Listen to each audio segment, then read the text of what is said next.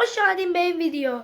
تو آخر این ویدیو اومدم 3 تا فیلتر شکن یکی بهتر رو بهتون معرفی کنم. اگه دوست داشتین این ویدیو رو براتون درست کار کرد، لایک و سابسکرایب فراموشتون نشه. یه کامنت هم بذارین، زنگوله رو هم بزنین که هر وقت ویدیو گذاشتم با خبر شین. بریم فیلترها رو معرفی کنیم یکی بهتر.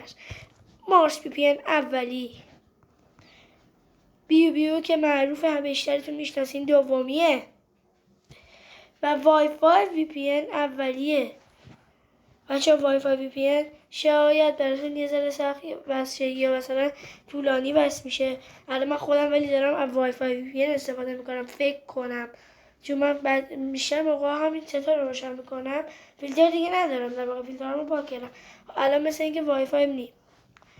وایسین ببینم بیوه. یکی از این ستا رو معمولا روشنش میکنم. خب ببینین که خوب کار میکنه. بیو که 90% میشناسین. بیو بله.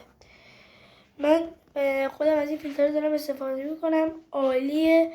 اکانت همسترم الان مثلا میاره بالا. مثلا ببینین تلگرام، استوری، همه چی اوکیه.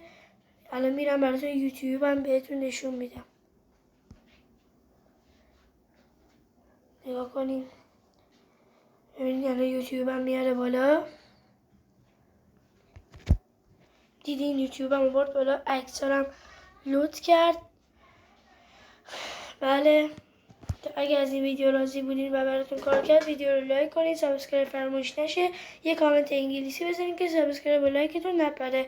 تا ویدیو دیگه اگر هم خوشتون اومد، اینو یادم نره بهتون بگم، خوشتون اومد لایک کنید که من براتون ویدیوهای بیشتری بذارم و براتون کار کرد برام کامنت کنید. تا ویدیو دیگه